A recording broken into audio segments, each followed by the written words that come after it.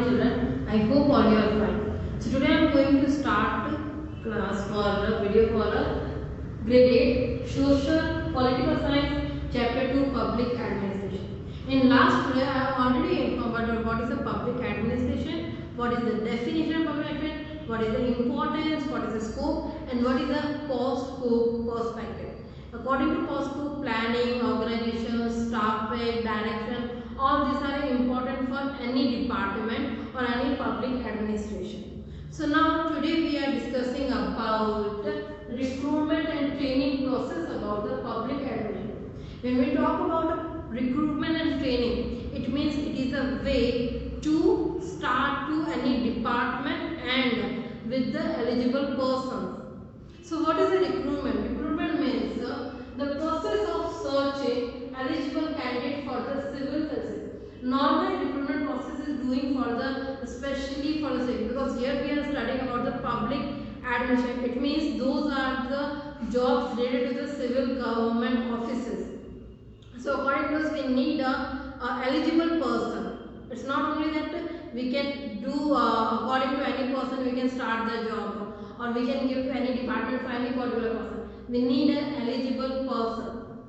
It means it's all are depend according to motivate to normal citizens to come and join the civil services and provide the services for the government. It is a administration based on process. It means it is the job which we are saying about, or which is the process, recruitment process. It is a depend on the administrative things. Now, because of the administration, why it is depend? Because we want the efficient, honest, eligible person. When we talk about civil service, it means obviously depend according to the central government or the state. It means it is a thing coming for the state or central security also. So for this we need an eligible person. It means a person should be eligible according to qualification, according to their outcome, according to their management, how they can control all the issues. Efficient, honest people we need for this type of post, a honest type of person. Okay, so O.G. Stoll, a person who said about the recruitment definition again, the recruitment is the base of a staff structure. I told you that staffing is important for any public administration. So it is recruitment is a base of a staff structure. Now how it is work method. How can we recruit the person? It's not like a simply we can go any place and just search the people and just we can take the people and give the job. It's not like that. So it is a two type of method for recruitment. First is a direct recruitment, which is we call external recruitment also, and the second one is the internal recruitment, which is we call a recruitment by promotions. Now first we can talk about a direct recruitment. Actually direct recruitment is a fixed type of recruitment process. It is based according to civil services examination. There is some examination process according to the examination conduct. After those people are just pass the exam, they have to go for the next level. After when they pass the next level, so that time they go for interviews, and the interviews when they are selected, that time they have to go for the next level, which is the training. So it is a thing for the direct recruitment. Actually in the present time it is the most popular way, because according to this we can find out the persons, any person's eligibility, any person's IQ level, any person's intelligence. So those are things if you want to find, then you can go with it. And it is a competition exam. It means if any particular exam post the government want to fill, it means they provide a number of seats in starting, maybe 1 lakh seats. After when they start to give an example, they fix one ratio. If any person marks are not above the 200, 300, the person is not eligible for the next level. So this is the level, or this is the way to interact, to just check the IQ level of the next person. Next, general qualification required.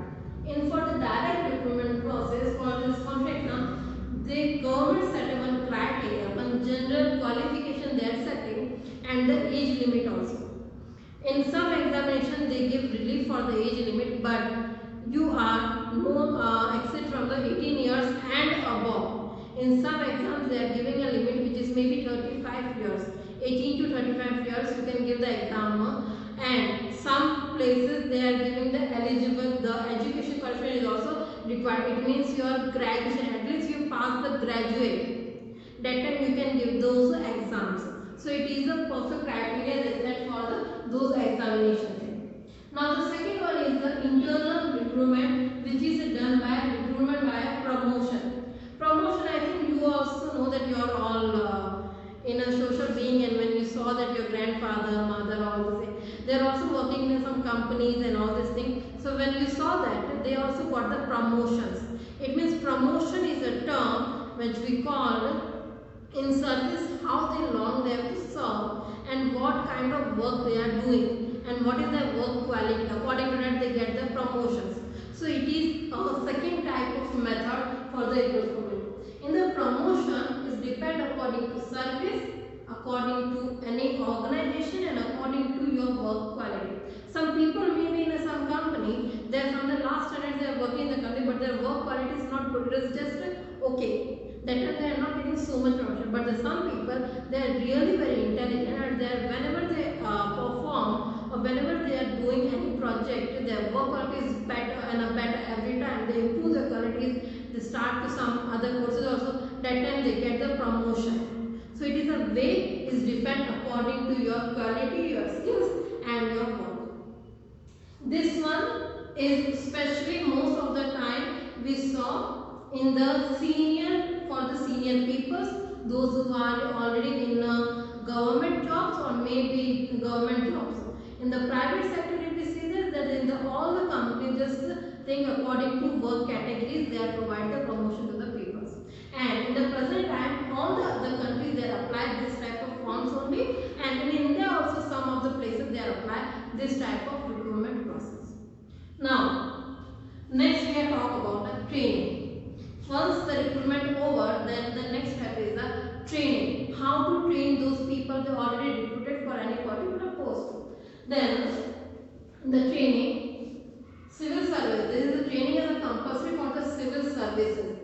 Civil services, those are coming for the according to IAS, IPS, IFS categories post. For those it is a compulsory and required.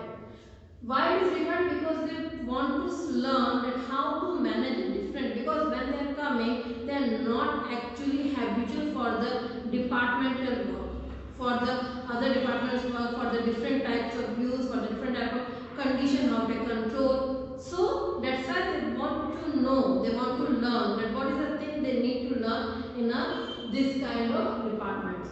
So to manage and understand functions, they need the trainings. Okay, so types of training. How many types of trainings are there? I mean, if the training is start, the training is also there some types are there. It's not only that one particular type training they have to follow for all the department or for all the levels. It means it is depend according to method, which method we are applying. It is the direct recruitment method or it is the internal recruitment method. Then it is the aim. What is the aim for giving to the training? They want to provide for the any compulsory training, any optional training, any skill based training, any pre-job training, any post-service training, which kind of aim they want to achieve. Then duration, what is the training duration is there? Level, what is the level? It is a lower level, high level, upper level, what is this? Then institution, which kind of institution people they are going for the job? It is at the central level, at the state level, at the district level, which level they are going. So according to this, there are 5 types of trainings are there. In 5 types, first type is formal and informal expert. Formal and informal means they are according to the job they are choosing. The formal trainings and informal. So government will provide those trainings for those people. Next one is the pre-service and post-beginning service. Pre-service and post-beginning. It means pre-service means they are start training before they get the services. Those are especially they provided for the civil service exam people. When they complete the examination, they pass the interview and all the rounds. After that, they went for the trainings. This is called a pre-service training.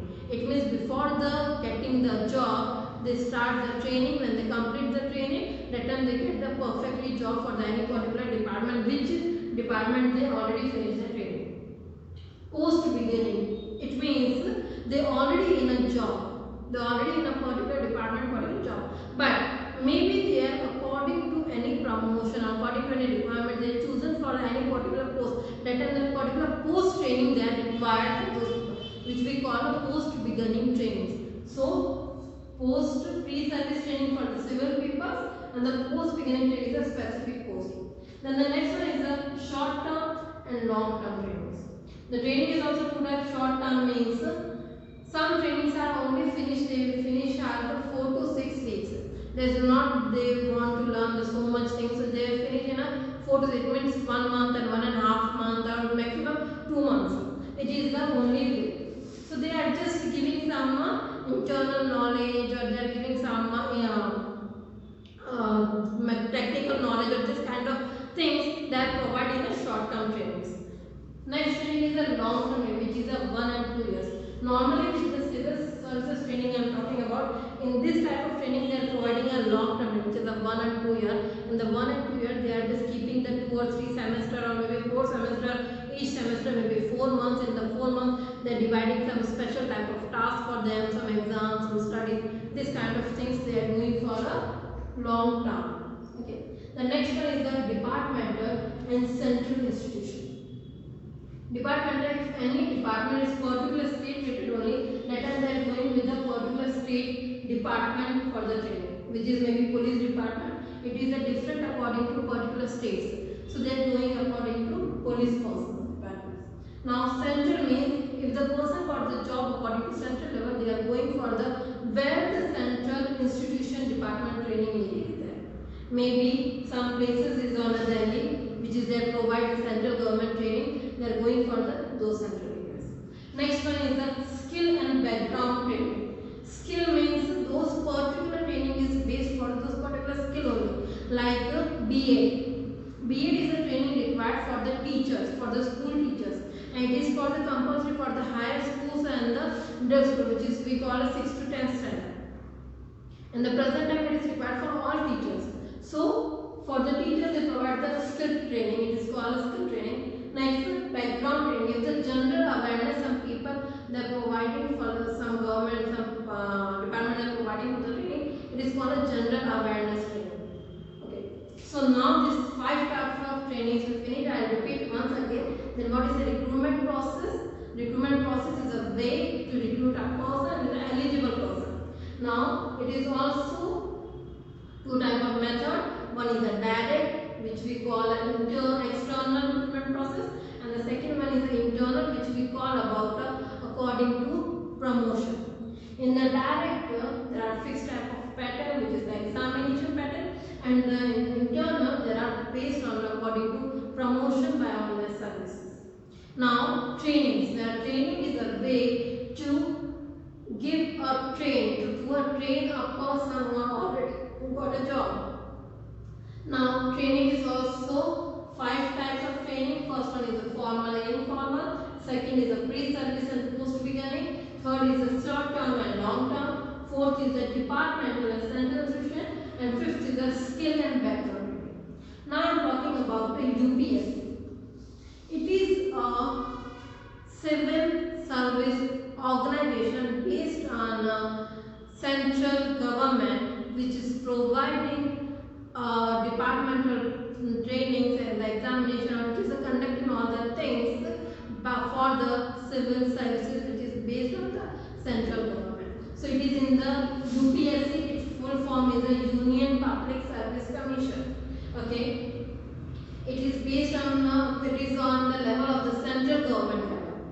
It is on the central government level, and in this there are no political interference, because it is a central government thing which we can't take so easily. So in this department, no political influence needed for your job, no nepotism needed for your job, and no interference for any political pressure or any economical pressure.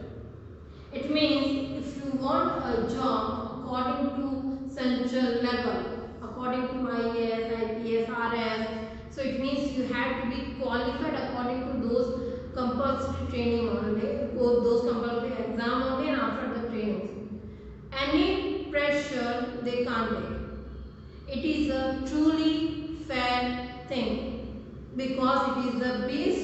It is for the central government. It is not for the normal thing. Central government, they provide a job. It means it is important for those people, for those they really want to serve a country. Now, when we talk about uphold, what is the why this is so important and why there is a not all nepotism and interference on this? Because it upholds the respect and dignity of a civil services. When we talk about civil services, we are just feel a faith which you want to give for our country. It is a faith which we want to serve. According to the faith only, we want to serve our country. It is a way. Okay. So it is uphold the respect and dignity. Now, Article number 315, they are already mentioned about the UPSC, and it's also mentioned that according to need, central and states they can start, they can organize their separate public services commissions. So it means in the central level there is a one UPSC there which we call the Indian Public Service Commission, and according to states level there are all the states have a public service commission. If it is required that 2 or 3 states they have to come and merge and they start one service commission, it is also in their article. They can do like that. Like if the some small states which we call a northeastern state, maybe Punjab, Haryana states, those are the small, and they want to both merge and then they start with one public service commission for both states. They can do it. Is also a way to start. Now, in the what is the structure for this? A chairman and some members are there. Chairman is appointed by a president. Chairman is also appointed, and chairman tenure is 6 years and 6 years, or maybe 65 years of age. Both ever first whatever complete, after that person will be retired.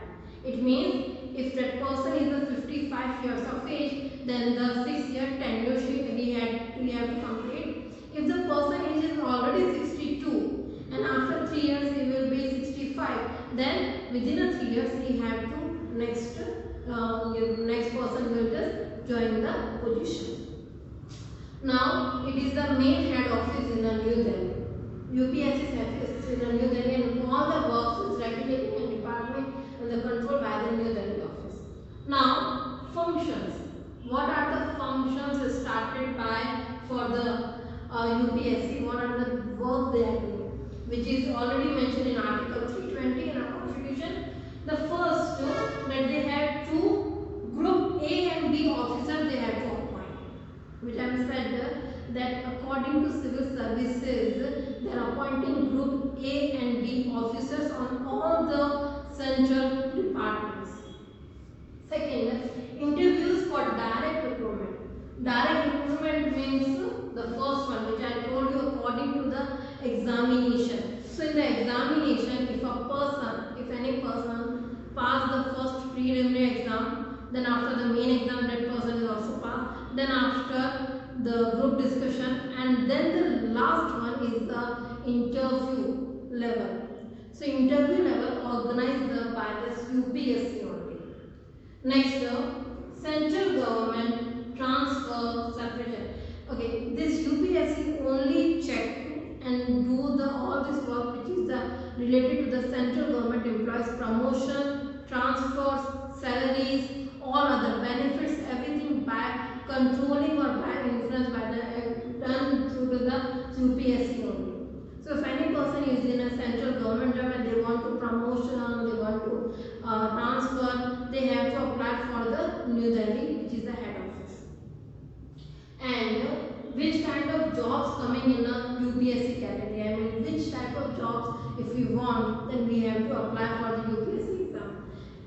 It is all coming according to and is according to central level, which is IAS, like Indian Ambulance Services, IPS, it means Indian Police Services, IF is Indian Forest Services, it means Indian Revenue Services, IAS Indian Auditing and Admission Services. So those types of services I am saying IAS, RIS, IPS, those services coming according under the UPSC. It means a person want to job in those services. That means the UPSC is they are responsible for conducting exam, for taking the exam, for result, for interview, for training and for giving the job.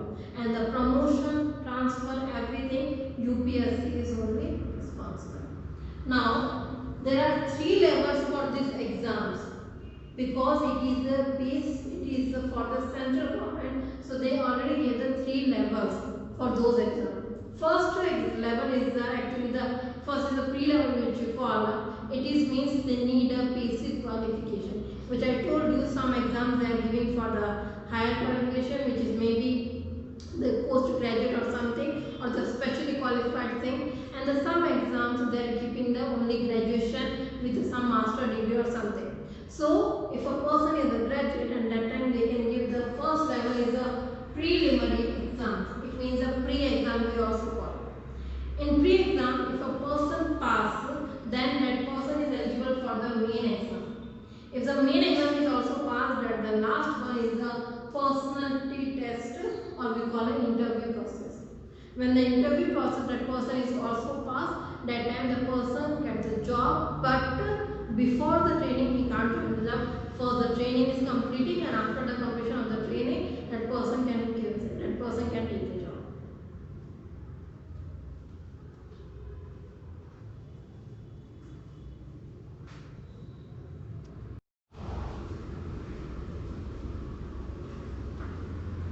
So now we talk about the KPSC, Karnataka Public Service Commission. I informed you already before that according to central level 1 UPSC is there, but in all states there are their own public service commission is there. According to they have to appoint their state level officers. So in the Karnataka KPSC, which is Karnataka Public Service Commission is there, and it is established on 18/5/1951. It means after independence. Okay, it is also the same type of structure.